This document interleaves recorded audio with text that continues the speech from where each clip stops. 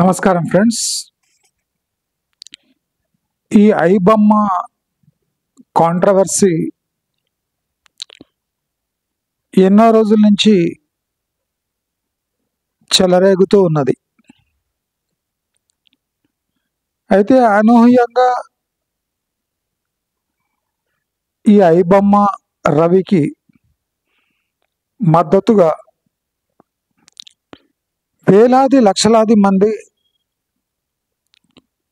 ఐబొమ్మ రవి చేసిన పనికి సరైనదే అని, పేదలు ఇంత పెట్టి టికెట్ పెట్టి సినిమాలు చూడలేరని, కనుక ఐబొమ్మ రవి చేసిన పని వల్ల మేమందరము ఆ పిక్చర్స్ చూడగలుగుతున్నామని, ఐబొమ్మ రవి చేసిన పని తప్పనిపించిన ప్రజలు హర్షిస్తున్నారు కనుక ఇది ఒక సరైన పని, ఆయనను ఒక సామాజిక కార్యకర్తగా అందరూ చూస్తున్నారు. అంటే ఈ ట్రెండ్ ఇలాగే కొనసాగితే పైరసీ అనేది లంచం లాగా న్యాచురల్గా సొసైటీలో ఇమిడిపోతుంది. పైరసీలు, నకిలీలు అంటే బ్రాండ్కు ఒక వాల్యూ ఉండదు, ఐపీకి అంటే ఇంటలెక్చువల్ ప్రాపర్టీకి వాల్యూ ఉండదు, ఒక కొత్త ప్రోడక్ట్కి వాల్యూ ఉండదు, ఒక కొత్త ఐడియాకు వాల్యూ ఉండదు. ఇవన్నీ సమాజం అర్థం చేసుకోలేకపోతుంది. అంటే వీళ్ళ ఎడ్యుకేషన్ లెవెల్ ఎట్లా ఏడ్చిందో మనకు క్లియర్గా అర్థమవుతుంది. ప్రాక్టికలీ మన జీవితంలో ఐబొమ్మ అనే ఒక పేరు పక్కన పెడితే మనకు ఐబొమ్మ లాంటి సర్వీస్ చాలా ఇష్టం. ఎవరైనా ఏదైనా ఫ్రీగా ఇస్తున్నాడు, ఈవెన్ మజ్జిగ ఫ్రీగా ఇచ్చిన కార్లు ఆపి బాటళ్ళల్లో మజ్జిగ నింపుకొని పోయే జనాలు మన జనాలు. ఏదైనా ఉచితంగా ఉంది, అల్టిమేట్ డిస్కౌంట్ ఇస్తున్నాడు అంటే అందరూ పరుగులు పెడతారు. అయితే ఐబొమ్మ అనేది ఒక పైరసీ, ఫిలిం పైరసీకి సంబంధించిన విషయం కాదు. ఐబొమ్మ ఎందుకు సర్వైవ్ అయింది? ఇన్నేళ్ళు ఐబొమ్మ పోలీసులకు దొరకకుండా, అంటే సమాజం సమర్థిస్తుంది గనక వాళ్ళు ఇన్నేళ్ళు లేదా ఇన్ని రోజులు వాళ్ళు తమ కార్యకలాపాలు చేయగలిగారు. అయితే సమాజంలో మంచి చెడుకు ఇక రెడ్ లైన్స్ అనేవి లేవు. వేలాది మంది ఐబొమ్మ చేసిన పని చాలా మంచిది అని సమర్థించుకుంటున్నారు, కరెక్టే, నేను లేదన్నాను. వాళ్ళ పాయింట్ ఆఫ్ వ్యూ, ఉచితంగా వచ్చేది వదులుకోవటం ప్రజలకు ఇష్టం లేదు. ఇది ఫైనల్ థింగ్. ఉచితంగా ఏదైనా వచ్చేది దాన్ని ఆపేస్తామంటే ప్రజలకు ఆమోదయోగ్యం కాదు. ఇది ఫైనల్ కాల్. అయితే ఐబొమ్మ చేసింది కరెక్టేనా? ఐబొమ్మ చేసింది ముమ్మాటికి తప్పు. ఎందుకంటే ఐబొమ్మ చేసిందే వేరే వాడు చేసే ఆస్కారం చాలా ఉంది. ఐబొమ్మ చేసిందే వేరే వాడు చేసే ఆస్కారం చాలా ఉంది. ఎందుకంటే iBomma is a inspiration. Hedge earn crores of rupees. So ఒక పైరేటెడ్ ఫిల్మ్ అమ్మి డబ్బులు సంపాదించడం చాలా ఈజీ అని ఐబొమ్మ మనకు ఒక ఎగ్జాంపుల్ సెట్ చేస్తున్నాడు. మీరే ఆలోచించండి. ఇప్పుడు ఎవడో కష్టపడి so called producers, directors, actors కష్టపడి కొత్త ఐడియాతో కోట్లు పెట్టి తీసిన సినిమాను అమాంతంగా హైజాక్ చేసి దాన్ని నెక్స్ట్ డే ఇంటర్నెట్లో వేస్తే ఆ ప్రొడ్యూసర్ దెబ్బతింటాడు. అంటే అది కష్టం కానివ్వండి, డబ్బు కానివ్వండి, టాలెంట్ కానివ్వండి, కొత్తదనం కానివ్వండి, ఇదంతా ఐబొమ్మ ఒక్క దెబ్బలో తస్కరించి దాన్ని ఫ్రీగా లేదా చీప్గా మార్కెట్లో రిలీజ్ చేస్తున్నాడు. దాన్ని అందరు హర్షిస్తున్నారు. అక్కడ వరకు సరిగ్గా ఉంది. దానికి సాకులు కూడా చెప్తున్నారు. ఏమంటే ఫిలిం యాక్టర్స్ 100 కోట్లు తీసుకుంటున్నారు, మీకు కోట్లు ఎవరు ఖర్చు చేయమంటున్నారు, ఫిలిం టికెట్స్ చీప్గా ఇవ్వచ్చు కదా అని ఇలాంటి మాటలు మాట్లాడుతున్నారు. వీళ్ళంతా చెలరేగడానికి, 100 కోట్లు వసూలు చేయడానికి ఎవరు కారణము? వీళ్ళని పోషిస్తున్న ప్రేక్షకులే కారణము. ప్రేక్షకులు టికెట్ 100 అయినా, 200 అయినా, 500 అయినా, ఎంతైనా పెట్టి కొనే తాపత్రయం ఉంది కనుక వీళ్ళు అన్ని 100 కోట్లు పెట్టి సినిమా తీసి ఆ ధైర్యంతో ముందుకు పోతున్నారు. ప్రేక్షకులు 100 టికెట్ కోసమే జంకితే వీళ్ళ బడ్జెట్ ఆటోమేటిక్గా పడిపోదా? ఇంకోటి, పిక్చర్ అనేది ఒక నెసెసిటీ కాదు, ఒక ఎంటర్టైన్మెంట్ లాంటి విధానం. ఇప్పుడు కొన్ని ప్రోడక్ట్స్ ఉన్నాయి. ఫర్ ఎగ్జాంపుల్ లిక్కర్ కానివ్వండి, సిగరెట్ కానివ్వండి, అంటే అదొక ప్రోడక్ట్ బాడీలో కన్జ్యూమ్ అవుతుంది. సిగరెట్ కానివ్వండి, లిక్కర్ కానివ్వండి. కానీ ఈ ఎంటర్టైన్మెంట్ అనేది only visual and audio medium. దీన్ని ఒక ప్రోడక్ట్ రూపంలో ఎవరు క్లెయిమ్ చేయలేరు. అంటే ఇది only visual and audio medium. దీన్ని లిక్కర్తో పోల్చలేరు. అందుకోసమే గవర్నమెంట్కి ఈ ఫిలిం బిజినెస్ కంట్రోల్ చేయడం కష్టము. ఈ ఫిలిం వాళ్ళు కూడా తమ బడ్జెట్స్ కంట్రోల్ చేయడం కూడా కష్టము. అయితే బ్యూటీ ఏమంటే, ఒక లిక్కర్ కానివ్వండి, సిగరెట్ కానివ్వండి, మాదక పదార్థాలు కానివ్వండి, ఒక ప్రోడక్ట్ కానివ్వండి, దాన్ని నకిలీ తయారు చేయాలంటే చాలా కష్టం. నకిలీ తయారు చేసిన విక్రయించడం, దాని క్వాలిటీ మెయింటైన్ చేయడం చాలా కష్టం. అంటే ప్రోడక్ట్ యొక్క నకిలీ చాలా కష్టం, కానీ ఫిలిం యొక్క నకిలీ చాలా ఈజీ.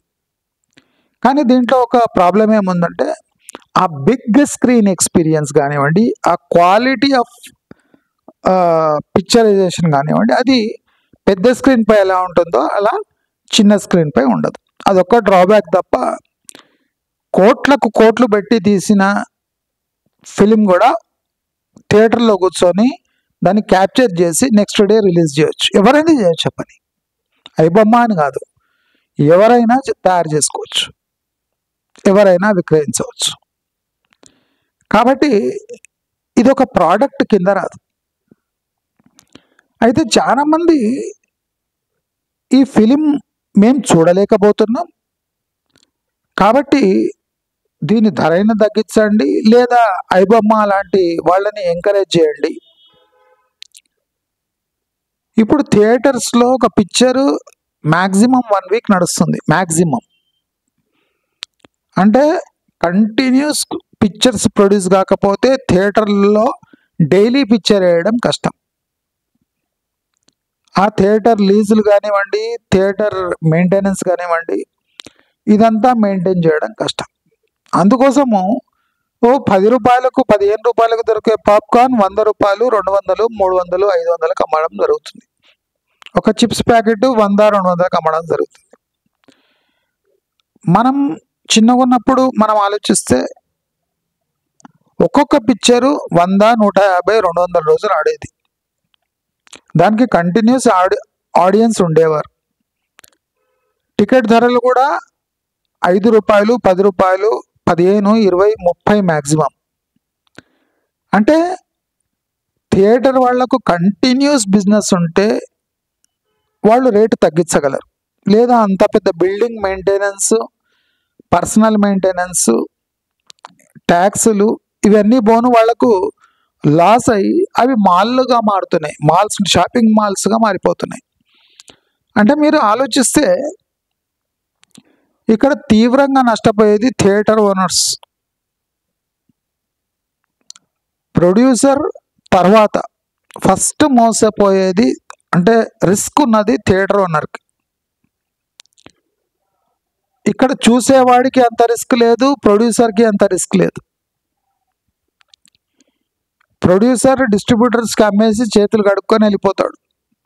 డిస్ట్రిబ్యూటర్స్ థియేటర్ ఓనర్కి అమ్మాలి, థియేటర్ ఓనర్ ఆ డబ్బులు తీయాలి. ఇప్పుడు ఒక థియేటర్లో ఒక పిక్చర్ 3 రోజుల కన్నా ఎక్కువ ఆడతలేదు. అంటే మిగతా 27 రోజులు ఏ పిక్చర్ వేయాలనే డైలమాలో థియేటర్స్ ఉన్నాయి. అందుకోసం ఆ 27 రోజుల భారం మొత్తం ఆ 3 రోజులపై థియేటర్ ఓనర్ వేస్తున్నాడు. అంటే ఇదంతా ప్రాక్టికల్ ప్రాబ్లమ్స్. మనకు ఉచితంగా వస్తుంది, వాడుకోవాలి అనేది దుర్భావన. కానీ ప్రజల్లో మెజారిటీ మందికి ఆ దుర్భావన ఉంది కాబట్టి ఐబొమ్మ చాలా మంచి పని చేస్తున్నాడు అని వీళ్ళంతా కొనియాడుతున్నారు. మీరు ఇమాజిన్ చేయండి, మీరు కష్టపడి ఒక వస్తువును తయారు చేస్తారు, ఆ వస్తువును కనుగొంటారు. మీ వస్తువు తయారు చేసే ప్రాసెస్ని ఎవడన్నా దూరం నుంచి పసిగట్టి దాని ఫార్ములా మీ దగ్గర తస్కరించి వాడు 2వ రోజే అటువంటి ప్రోడక్టే రిలీజ్ చేసిండు అనుకోండి, మీ మనసు మీ పరిస్థితి ఎట్లుంటుంది? అంటే ఈ ప్రొడ్యూసర్సు అంటే వీళ్ళంతా ఫేమస్ ప్రొడ్యూసర్స్ ఉన్నారు కదా, వాళ్ళు పెద్ద పెద్ద యాక్టర్స్, వీళ్ళంతా దొంగలు అంటున్నారు. నేనేమంటా అంటే ఈ దొంగలను తయారు చేసింది ఎవరు? మీరే ఈ దొంగలను రెచ్చగొట్టి పదే పదే ఫిలిం చూసి పాలాభిషేకాలు చేసి రాస్తారోకలు చేసి అంటే దేవుడి డెమిగాడ్ లాగా సృష్టించింది మీరే. ఆ డెమిగాడ్ మీ యాటిట్యూడ్ చూసి తాను 100 కోట్లు తీసుకుంటున్నాడు. అంటే మీ ఉత్సాహం చూసి వాళ్ళకు 100 కోట్లు ఇస్తున్నారు, కానీ మీ ఉత్సాహం వాళ్ళ పట్ల లేకపోతే వాడు కూడా 1 కోటో 2 కోటో 3 కోట్లకు సరిపెట్టుకోవాల్సి వస్తుంది. అంటే దీంట్లో ఫస్ట్ తప్పు ఆడియన్స్ది, ఎస్పెషలీ ఆంధ్ర ఆడియన్స్. వాళ్ళకు ఫిలిమ్స్ అంటే చాలా పిచ్చి. అంటే ఈక్వల్ టు మద్యం, కానీ మద్యాన్ని కంట్రోల్ చేసినట్టు ఫిలిమ్స్ని కంట్రోల్ చేయలేము. మీకు ఏ బాటిల్ కావాలంటే ఆ బాటిల్ మీ పర్స్లో ఎంత డబ్బులు ఉంటే అంత పెట్టి చీప్ లిక్కర్ నుంచి జానీ వాకర్ వరకు కొనుక్కోగలరు, దాన్ని ఆస్వాదించగలరు. కానీ థియేటర్లో మీరు సంపన్నులకు 1000 రూపాయల టికెట్, పేదలకు అదే షోలో 10 రూపాయలు 20 రూపాయల టికెట్లు పెట్టలేరు. నేను ప్రాక్టికల్గా మాట్లాడుతున్నా, మీరందరూ ఆలోచించాలి. ఒక థియేటర్లో ఒక షోలో ఒకనికి 1000 రూపాయల టికెట్ సంపన్నునికి, అదే థియేటర్లో అదే షోలో ఒకనికి 20-30 రూపాయల టికెట్ పెట్టలేరు. చాలా డిఫరెన్స్ వచ్చేస్తుంది. కాబట్టి ఇది ప్రాక్టికల్ ఆస్పెక్ట్స్ ఆఫ్ అంటే మూవీ పైరసీ. అయితే మనమంతా ఈ ప్రొడ్యూసర్స్ పై, ఈ డైరెక్టర్స్ పై బ్లేమ్ చేస్తున్నాం. మనము పాప్కార్న్ ప్రైజెస్ పై బ్లేమ్ చేస్తున్నాం. అన్ని బ్లేమ్ కరెక్టే ఉంది, నేను తప్పేమంటలేను, బ్లేమ్ చేసేయడంలో తప్పను. ఇదంతా సృష్టికర్తలు ప్రేక్షకులు మాత్రమే. ప్రేక్షకులు షుడ్ ఓన్ రెస్పాన్సిబిలిటీ. మీరు తాము కంట్రోల్ చేసుకొని ఫిలిమ్స్కి పోవడం మానేసేయండి. ఒక 2 చిరంజీవి ఫిలింలు, 2 ప్రభాస్ ఫిలింలు, 2 ఇంకా ఏమో జూనియర్ ఎన్టీఆర్ ఫిలింలు పోకపోతే వాళ్ళ మార్కెట్ నెక్స్ట్ సీజన్లో ఎట్లా పడిపోతుందో చూడండి. బాయ్కాట్ చేయండి. మాకు 200 రూపాయలు, 100 రూపాయల టికెట్ మేము పెట్టలేమో, మేము రాము అని ఒక 4-6 ఫిలింలు ఫ్లాప్ కానివ్వండి. మళ్ళీ రెమ్యూనరేషన్, హీరో రెమ్యూనరేషన్ 5 కోట్లు, 6 కోట్లు, 10 కోట్లకు వచ్చేస్తుంది. మళ్ళీ టికెట్ ధరలు 30, 40, 50 దాకా వచ్చేస్తాయి. అంటే అసలు చూడము అని ఒక రెవల్యూషన్ వస్తే ఈ ప్రొడ్యూసర్స్ అన్ని 100 కోట్లు పెట్టడానికి భయపడతాడు ఫస్ట్. అంటే క్వాలిటీ రాదు అంటారు. క్వాలిటీ కోసం 100 కోట్లు పెట్టి క్వాలిటీ మీరు తీస్తే, ఫర్ ఎగ్జాంపుల్ తీస్తే, ఆ క్వాలిటీకి తగ్గట్టు ఆడియన్స్కు అవసరం ఉండాలి. నేను ఆ బ్యూటిఫుల్ విజువల్ ఎఫెక్ట్, ఆ విజువల్ ఎఫెక్ట్ కోసం నీవు టికెట్ 500, 600 పెట్టి ఫ్యామిలీతో దాన్ని ఎంజాయ్ చేయలేవు. Just to pass your time for 1 hour, 1.5 hour, you cannot sacrifice at least 3,000 to 4,000 rupees for a movie with your family. ఇది ప్రాక్టికల్ ఆస్పెక్ట్. అంటే మనమంతా ఐబొమ్మని సమర్థిస్తున్నాం, అంటే పేదల కోసం పెన్నిది అంటున్నాం. కానీ ఆయన చేసే పనులు రేపు 100 మంది కాపీ చేస్తే ఆ ఫిలిం ప్రొడ్యూసర్స్ లేదా ఫిలిం మేకర్స్ అంటే వాళ్ళ పంతా మార్చేసి లో బడ్జెట్ ఫిలిమ్స్ లేదా ఫిలిం చేయడం ఆపేసిన, అంటే ఈ క్రేజ్ ఉన్న వాళ్లకు దెబ్బే కదా. అంటే చిన్న యాక్టర్స్ని పెట్టుకొని లో బడ్జెట్, మీరు మంచి ఫిలిమ్స్ చిన్న యాక్టర్లు చేస్తే మీరు చూస్తారా? లేదు. మీకు ప్రభాస్ కావాలి, మహేష్ బాబు కావాలి, జూనియర్ ఎన్టీఆర్ కావాలి, అంటే మీరు హీరోస్ డిక్టేట్ చేస్తారు. హీరోయిన్లు తొడలు చూపియాలి, పైనవి చూపియాలి, కిందివి చూపియాలి, అన్నీ చూపియాలి అంటారు. ఫలాని హీరోయిన్ కావాలి, ఆమె తొడలు కనిపించాలి, ఆమె హీరో అక్కడిక్కడ నడుము మీద చెయ్యాలి, ఇవన్నీ మీకు రిక్వైర్మెంట్స్ ఉంటాయి. ఇవన్నీ ఉండాలంటే ఫలాని హీరోయిన్ కావాలంటే ఆమెకు డిమాండ్ ఉంటుంది, డబ్బులు చెల్లించాలి. ఫలాని హీరో కావాలి అంటే డబ్బులు చెల్లించాలి. మరి మీకోసం ప్రొడ్యూసర్లు వాళ్ళ డబ్బును రిస్క్లో పెడుతున్నారు.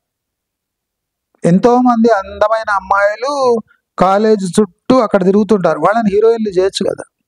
కానీ మీకు అది కాదు. రష్మిక మందన కావాలి, మాదన్న కావాలి, ఇంకా పేరు తెలియని నార్త్ అమ్మాయిలు కావాలి. అంటే వీళ్ళే కావాలి మీకు, వీళ్ళు కావాలి, వీళ్ళ తొడలే చూడాలి అంటే మీరు ప్రొడ్యూసర్లను బ్లేమ్ చేయలేరు. ఫస్ట్ ఆడియన్స్ తప్పు. ఆడియన్స్ తమ అంటే ఇష్టమైన ఫిలిమ్స్నే కాస్ట్లీగా తయారు చేసి వాళ్ళే ఒక ఐబొమ్మని సృష్టించి ఆ కాస్ట్లీగా తయారయ్యే ఫిలిమ్స్ని చీప్గా ఫ్రీగా చూడటం అలవాటు చేసుకున్నారు. అంటే అన్యాయం ఎవరైపోయినరు? ప్రొడ్యూసర్ అయిపోయిండు. అంటే మీరు చూపించిన ఉత్సాహం వల్ల 100 కోట్లు పెట్టి వాడు మోసపోతున్నాడు. ఇప్పుడు లాభపడేటోళ్ళు ఇద్దరే ఉన్నారండి. దీంట్లో లాభపడేటోళ్ళు ఇద్దరు ఉన్నారు. ఒకడేమో యాక్టరు, డైరెక్టరు, వాడే ఫిలింలో క్రూ, వాళ్ళంతా డబ్బులు చేసుకొని పక్కకి వెళ్ళిపోతారు. నెక్స్ట్ ప్రొడ్యూసర్ ఎంతకో అంతకు కాస్ట్ ఎంతకో అంతకో డిస్ట్రిబ్యూటర్స్కి వీళ్ళకి అమ్ముకొని వెళ్ళిపోతాడు. ఇప్పుడు ఆ ఫిలింని మెయింటైన్ చేయవలసిన పని థియేటర్ యజమాని ఎట్లా మెయింటైన్ చేస్తాడు? ఒక ఫిలిం యొక్క రాబడిని ప్రమోషన్ చేసేది కూడా ప్రొడ్యూసర్సే, యాక్టర్సే. అంటే అక్కడ వరకే వాళ్ళ రోలు. ఎవరి డబ్బులు వాళ్ళు తీసుకొని ఎస్కేప్ అయిపోతారు. లాస్ట్కు థియేటర్ ఓనర్స్ సఫర్ అవుతున్నారు, డిస్ట్రిబ్యూటర్స్ సఫర్ అవుతున్నారు. అంటే ఐబొమ్మకి రీజన్ మీరు ఏమిస్తున్నారంటే యాక్టర్స్, ప్రొడ్యూసర్స్, ఫిల్మ్ మేకర్స్ మీరు బ్లేమ్ చేస్తున్నారు. కానీ ఇక్కడ బలయ్యేది డిస్ట్రిబ్యూటర్స్, థియేటర్ ఓనర్స్. అంటే రేపు థియేటర్లు ఉండవు. థియేటర్లు ఉండకపోతే ప్రతి ఒక్క ఫిలిం మీరు చిన్న స్క్రీన్ పై చూడాలి. కాబట్టి ఐబొమ్మ చేసింది ముమ్మాటికి క్రైమ్, ముమ్మాటికి తప్పు. ఆ తప్పు ఐబొమ్మ లాంటి వందలాది మంది తయారైతే రేపు మీరు అందరూ చిన్న స్క్రీన్స్ పైనే అవన్నీ చూడాల్సి వస్తుంది. ఇది వార్నింగ్. ఇది పక్కన పెడితే ప్రభుత్వం చేసిన తప్పిదాలు చూసుకోండి. సజ్జనార్ గారు కంప్లైంట్ ఇచ్చిన ప్రొడ్యూసర్స్ని తన పక్కన కూర్చోబెట్టుకొని ఒక ప్రెస్ కాన్ఫరెన్స్ చేయడం తప్పు. తాను ఒకడే కూర్చొని లేదా తమ పోలీస్ కొలీగ్స్ని పక్క కూర్చోబెట్టుకొని, సైబర్ సెల్ వాళ్ళని పక్క కూర్చోబెట్టుకొని మీరు ఆ నేరస్తుడిని చూపిస్తూ ఒక ప్రెస్ కాన్ఫరెన్స్ చేస్తే పర్వాలేదు. నేనేమడుగుతానంటే పోలీసులు ప్రతి ఒక్క కంప్లైంట్ ఇచ్చి దాన్ని సాల్వ్ అయితే అలాగే వాళ్ళని పక్కన కూర్చోబెట్టుకొని ప్రెస్ కాన్ఫరెన్స్ చేస్తాడా? ఇప్పుడు నాది 10 తులాల బంగారం దొంగతనానికి గురైంది, దొంగని పట్టుకున్నాడు. అయితే దొంగతనంకి గురైన వాడిని అంటే కంప్లైంట్ ఇచ్చిన ఆయనని ప్రతిసారి ప్రెస్ కాన్ఫరెన్స్లో కూర్చోబెట్టుకొని వెనుక దొంగని నిలబెట్టి ప్రెస్ కాన్ఫరెన్స్ చేస్తారు. అంటే వీళ్లకు స్పెషల్ ట్రీట్మెంట్ ఎందుకు? వీళ్ళు డైరెక్ట్ బాధితులు గారు, ఇండైరెక్ట్ బాధితులు. ఈ ఇండైరెక్ట్ బాధితులను సోఫాలో కూర్చోబెట్టుకొని చిలిపిగా మాట్లాడి చిలిపిగా ప్రెస్ కాన్ఫరెన్స్ పెట్టడం తప్పు. ఇప్పుడు బక్కా జడ్సన్ కరెక్ట్ చెప్పిండు. అసలు ఈ ప్రొడ్యూసర్స్ ఎవరు? ఫిలిం ఇండస్ట్రీ టోటల్ని ఈయన పైరసీ చేసిండు. అయితే ఈ చిరంజీవిని వీళ్ళనే పక్కన కూర్చోబెట్టుకొని చేయడం ఎందుకు? మళ్ళీ వందలాది ప్రొడ్యూసర్స్ ఉన్నారు, వేలాది డైరెక్టర్స్, అందరినీ స్టేడియంలో కూర్చోబెట్టుకొని ప్రెస్ కాన్ఫరెన్స్ పెట్టు అంటే ఇలాంటి చిల్లర పనులు పోలీసులకు చేయడం కామన్ అయిపోయింది. ఈ చిల్లర పని ఇది. ఈ చిరంజీవిని, నాగార్జున పక్క కూర్చోబెట్టుకొని ప్రెస్ కాన్ఫరెన్స్ చేయడం ఏంటి? అంటే కంప్లైంట్ ఎవడు కంప్లైంట్ చేసినా వాళ్ళ అమ్మా నాన్న లేదా ఆ బాధితులను కూర్చోబెట్టుకొని ప్రెస్ కాన్ఫరెన్స్ చేస్తావా? సరే, అది పక్కన పెడదాం.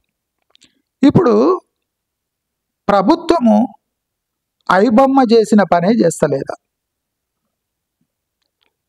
నేను ఒకే ప్రశ్న అడుగుతా, ఐబొమ్మకు ప్రభుత్వానికి ఏం డిఫరెన్స్ ఉంది? ఫస్ట్ చెప్పండి. కష్టపడి డబ్బులతో ఒక ఫిలిం నిర్మిస్తే అది ఐబొమ్మ తస్కరించి ఫ్రీలో ఇచ్చేసింది, కరెక్టా? అయితే ఇప్పుడు ప్రభుత్వం ఏం చేస్తుందంటే చాలా ఫ్యాక్టరీలు, ఆఫీసులు, జనాలు కష్టపడి నెలకు సంపాదించిన డబ్బుతో ట్యాక్సులు కడితే ఆ ట్యాక్సులు తీసుకొని జనాలకు ఫ్రీగా బస్ రైడు, ఫ్రీగా బియ్యము, ఫ్రీగా ఇన్సూరెన్సు, ఫ్రీగా చీరలు, అన్నీ ఫ్రీ. రైతు బంధు.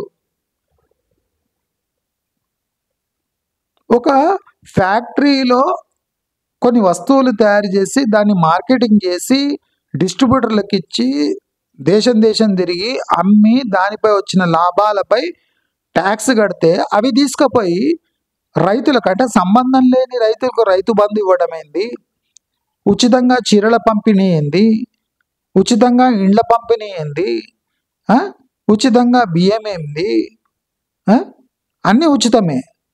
5 రూపాయలకు భోజనం ఏంది? ఎవడన్నా చనిపోతే వాడికి కోట్లు విరాళాలేంది?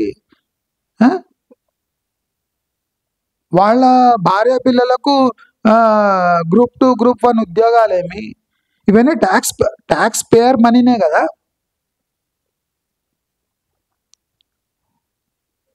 ఒక బెంజ్ కార్లో తిరిగే ఒక ఇండస్ట్రియలిస్ట్ 100 కోట్ల టర్నోవర్ చేసి రాత్రింబగలు కష్టపడి డబ్బు సంపాదించి దాంట్లో ట్యాక్స్ ప్రభుత్వానికి కడితే మీరు తీసుకుపోయి దాన్ని ఫ్రీ బస్ రైడ్ కోసం ఇచ్చేస్తే అంటే ఆయనకు దక్కింది, ఆయన కష్టపడి సంపాదిస్తే ఆయనకు దక్కింది ఏం లేదు. వాడు ఎప్పుడు బస్సు ఎక్కింది లేదు. మీరు ఎవరికి ఇస్తున్నారు? పేదల పేరు చెప్పి బాగా బలిసిన మహిళలకు ఉచిత బస్సు ఫెసిలిటీ ఇస్తున్నారు. పేదలు అంటే కష్టపడకుండా వాళ్ళ పరిస్థితులు ఎందుకు మెరుగుపడతాయి? వాళ్ళు కష్టపడకుండా ఇలా ఉచిత బస్సులు, ఉచిత తిండి, ఉచిత అన్నీ ఇస్తే ఇంకా వాళ్ళు ఎందుకు కష్టపడతారు?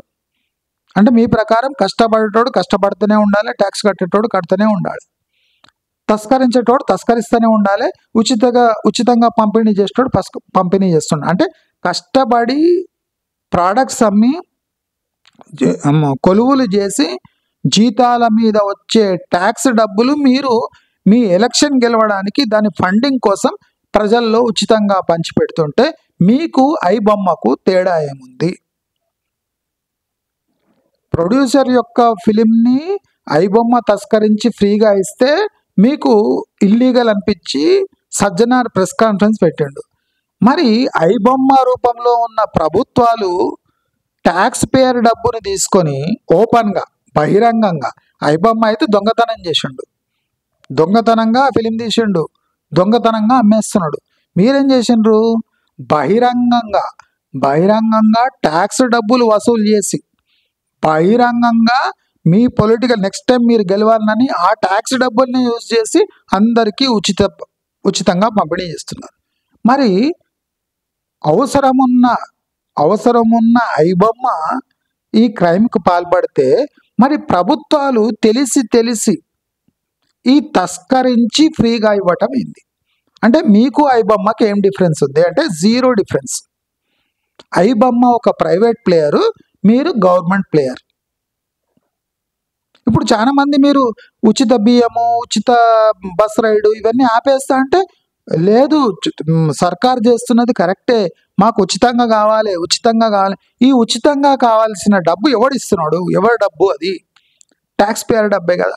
ఇప్పుడు ప్రొడ్యూసర్ డబ్బు అక్కడ తస్కరించబడుతుంది, ట్యాక్స్ పేయర్ డబ్బు మీరు తస్కరిస్తున్నారు. అసలు సజ్జనారు రేవంత్ రెడ్డిని, పొన్నం ప్రభాకర్ని వీళ్ళని కూర్చోబెట్టి ప్రెస్ కాన్ఫరెన్స్ చేయాలి. చూడండి, మీ ట్యాక్స్ పేయర్ డబ్బు వీళ్ళిద్దరూ తస్కరించి రాజకీయ ప్రయోజనాల కోసం వాడుకుంటున్నారు, మేము ఇవాళ వీళ్ళిద్దరిని పట్టుకున్నామని ఒక ప్రెస్ కాన్ఫరెన్స్ సజ్జనారు చేయాలి. ఇప్పుడు ఐబొమ్మకు వీళ్లకు ఏ తేడా లేదు. ఆయన బహిరంగంగా క్రైమ్ చేయకుండా ఐబొమ్మ చేసి ఫిలిమ్స్ ఫ్రీగా రిలీజ్ చేసిండు. వీళ్ళు బహిరంగంగా ట్యాక్స్ పేయర్స్ డబ్బు లీగల్గా తస్కరించి ఇల్లీగల్గా ఉచిత పథకాలు ప్రవేశపెట్టి తమ రాజకీయ ప్రయోజన కోసం వాడుకుంటున్నారు. ఇప్పుడు మీరు ఉచిత బస్సు ఆపేస్తానండి, మహిళలు ఏమంటారు? రేవంత్ రెడ్డికి జై, రేవంత్ రెడ్డి మంచి పని చేసిండు, ఫ్రీగా మాకు ఇస్తున్నాడు, పేదలకు మేము తిరగలేము, మా పుట్టింటికి 500 300 పెట్టుకొని పోలేము, కనుక ఉచిత బస్సు ప్రయాణం ఇచ్చిన రేవంత్ రెడ్డి జై, పొన్నం ప్రభాకర్ జై అంటారు. అట్లనే అక్కడ ఐబొమ్మ జై అంటున్నారు.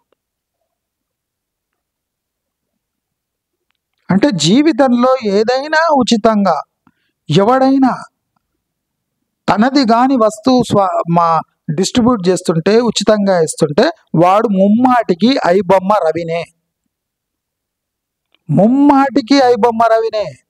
అవి పొన్నం ప్రభాకర్ కానివ్వండి, రేవంత్ రెడ్డి కానివ్వండి. ఇంకో గ్రేట్నెస్ ఏమంటే ఐబొమ్మ ట్యాక్స్ డబ్బులని తస్కరిస్తలేడు. ఒక ప్రొడ్యూసర్ తాను పెట్టిన బ్లాక్ మనీ కానివ్వండి, వైట్ మనీని దాన్ని తస్కరించి అందరికీ చూపిస్తున్నాడు, అది ఐబొమ్మ. కానీ ఇక్కడ చూడండి, ట్యాక్స్ పేయర్స్ మనీతో ఆడుకుంటున్నారు. అంటే ఇది లీగలీ తప్పు. అది హ్యాకింగ్ తప్పైతే, హ్యాక్ చేసి ఇంటర్నెట్ పై వేయడం ఒక సైబర్ క్రైమ్ అయితే, ఇది అంటే సిఆర్పిసి కింద లేదా ఐపీసీ కింద, అంటే ఇండియన్ పీనల్ కోడ్ కింద చేసే క్రిమినల్ చర్య ఇది. ఒక ట్యాక్స్ పేయర్ డబ్బును తీసుకుపోయి తస్కరించి మీకు కావాల్సిన రాజకీయ ప్రయోజనాల కోసం ఉచితంగా పంచటం, ఇది క్రైమ్ కాకపోతే ఇంకేం? తస్కరించి ట్యాక్స్ డబ్బులను తస్కరించి దుర్వినియోగం చేయటం. కనుక సజ్జనార్ తప్పకుండా రేవంత్ రెడ్డిని, పొన్నం ప్రభాకర్ని అరెస్ట్ చేసి ఇలాంటి ప్రెస్ కాన్ఫరెన్స్ చేయాలి. చేసి దాని వెనుక అందరు ప్రజలను నిలబెట్టాలి. చూడండి ప్రజలారా, మీ డబ్బు తస్కరించి వీళ్ళిద్దరూ ఇలా ఉచిత పథకాలు ఇస్తుండ్రు కాబట్టి వీళ్లకు ఐబొమ్మకు ఏ తేడా లేదు అని సజ్జనార్ ప్రకటిస్తే అందరూ చప్పట్లు కొడతారు. సజ్జనార్గిన ఈ ఉచిత పథకము, బస్ పథకము, ఉచిత రైతు బంధువులు, ఈ ఉచిత పథకాలు గిన బంద్ చేపిస్తే, కళ్యాణ లక్ష్మీలు ఇవన్నీ బంద్ చేపిస్తే ప్రజలు ఊరుకుంటారు. ఇప్పుడు ట్యాక్స్ పేయర్ మనీ దోపిడీ అవుతుంటే ప్రజలకు సోయి లేదు. కానీ ప్రొడ్యూసర్ డబ్బు గిన యూజ్ చేస్తుంటే దాన్ని గవర్నమెంట్ కూడా వ్యతిరేకిస్తుంది, ప్రొడ్యూసర్లు కూడా వ్యతిరేకిస్తున్నారు. ఇప్పుడు ప్రొడ్యూసర్ వేదో మనం అర్థం చేసుకోవచ్చు. ఆయన డబ్బులు, సొంత డబ్బులు, బ్లాక్ కానివ్వండి, వైట్ కానివ్వండి, ఫైనాన్స్ ఇచ్చిన డబ్బులే కానివ్వండి. ఇక్కడ ఫైనాన్స్ డబ్బులు కాదు, పాడు కాదు, ప్రజలు కష్టపడి సంపాదించిన ట్యాక్స్ డబ్బులను తస్కరించి నీ ఉచిత పథకాలు నడిపిస్తున్నావు. ఏమంటే ప్రజా సంక్షేమ ప్రభుత్వం అంటున్నావు. నీ ప్రజా సంక్షేమ ప్రభుత్వం నీ ఆస్తులు అమ్మి నడిపిస్తున్నావా? ప్రజలు కట్టిన ట్యాక్స్ డబ్బులతో నీ ఉచిత పథకాలు నడిపించుకుంటూ ప్రజల సంక్షేమం కోసం నడిపిస్తానని చెప్పడానికి సిగ్గుండాలి. ప్రజలందరూ ప్రాక్టికల్గా ఆలోచించాలి. ఐబొమ్మ ఉచితంగా ఇచ్చిండని సంకలు గుద్దుకోవండి. ఇలాంటి వేల మంది ఐబొమ్మలు తయారైతే మీ జీవితం నాశనం అయిపోతుంది. అర్థమైందా? అంటే మీ టాలెంట్, మీ బాబు ఫర్ ఎగ్జాంపుల్ చెప్తున్నా, ఐబొమ్మను సమర్థించేవాళ్ళు, మీ బాబు 95 తెచ్చుకుంటాడు. ఒక వ్యక్తి, ఒక గ్రూప్ ఆఫ్ 5 పీపుల్, 5 స్టూడెంట్స్ ఉంటారు. వాడి చుట్టూ చేరి వాడు ఎగ్జామ్ రాసేటప్పుడు మక్కి వీళ్ళు 5గురు కాపీ కొట్టి వాళ్లకు 90 వచ్చినాయి అనుకోండి. మీ అబ్బాయికి 95, వాడు చదువు రాని సన్నాసులకు 90 వచ్చినాయి అనుకోండి. మీ మనసు గాయపడుతుందా లేదా? మీ మనసు ఇక్కడ ఏం వచ్చింది లేదు, పోయింది లేదు. మీ అబ్బాయికి 95 మార్కులు వస్తాయి, ఇంటెలిజెంట్ స్టూడెంట్స్. వాడిని చుట్టుముట్టు కూర్చొని పక్క స్టూడెంట్స్ 5 మంది కాపీ కొట్టి 90 తెచ్చుకున్నారు అనుకోండి. ఫెయిల్ అయ్యే క్యాండిడేట్స్ 90 తెచ్చుకున్నారు అనుకోండి. అప్పుడు మీకు ఏం హర్ట్ కాదా? అంటే మీ డబ్బులు పోలేదు, ఏం పోలేదు. మీ అబ్బాయికి 95 వచ్చినాయి, కానీ వాళ్ళకంతా 90 వచ్చినాయి కదా. ఇది ఫెయిర్ కాంపిటీషనా? ఇది కరెక్టేనా? ఈ ఐబొమ్మను సమర్థించే వాళ్ళు ఒకసారి ఆలోచించండి. ఒకడు కష్టపడి చదివి మార్కు తెచ్చుకుంటే దాన్ని కూర్చొని కాపీ చేస్తే ఏ మంట మీకు పుడుతుందో అలాంటి మంటనే ప్రొడ్యూసర్స్కి, ప్రతి కష్టపడేవాడికి పుడుతుంది. దాంట్లో తప్పేముంది? సినిమా అనేది జీవన్మరణ సమస్య కాదు. ప్రభాస్ దేవుడు కాదు, జూనియర్ ఎన్టీఆర్ దేవుడు కాదు, మహేష్ బాబు దేవుడు అసలే కాదు. ఇక్కడ వీళ్ళ పాత్రనే లేదు. పాప్కార్న్కి ప్రొడ్యూసర్కి సంబంధం లేదు. పాప్కార్న్ థియేటర్కి సంబంధించిన విషయం, ప్రొడ్యూసరు ఫిలిం మేకింగ్కి సంబంధించిన విషయం. యాక్టర్లు ప్రొడ్యూసర్ దగ్గర నుంచి దోపిడీ చేసుకొని పక్కకు జరిగిపోతారు.